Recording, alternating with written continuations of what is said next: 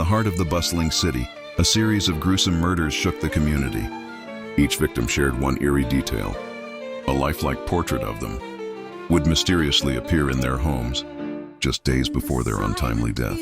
The killer seemed to predict the future, turning each victim into a haunting masterpiece. The city buzzed with fear, and the pressure was on Gautrek Khan, the city's renowned detective, to solve the chilling case. One evening, Gautrek Khan arrived at a dimly lit crime scene. The victim, a young woman, lay motionless in her living room. On the wall above her, a freshly painted portrait captured her frozen expression of terror.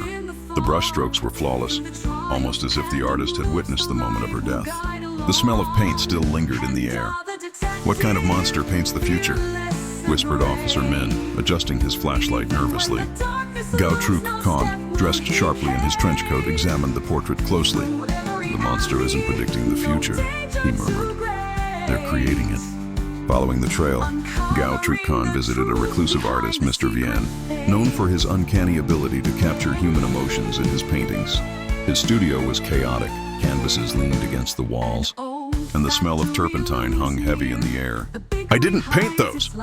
Vian shouted, his hands trembling. "But someone is using my stolen supplies." Gautrek Khan's sharp eyes noticed a faint smudge of blue paint on Vian's sleeve. "Tell me, who else has access to your studio?" The next lead pointed to a delivery driver, Bao, who had been delivering suspicious packages to the victims. When questioned, he admitted, "I didn't know what was inside. A man paid me to leave them at their doors, no questions asked." "Describe him," Gautrek Khan demanded. He wore a hat, but his voice, it was soft, almost melodic.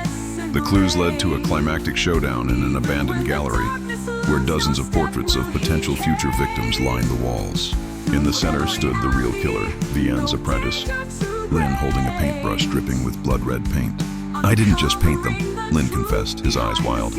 "I brought them to life and death." "Now, detective, was Lin working alone, or was someone else pulling the strings? Think carefully.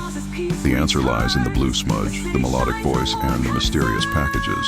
Who is the true mastermind?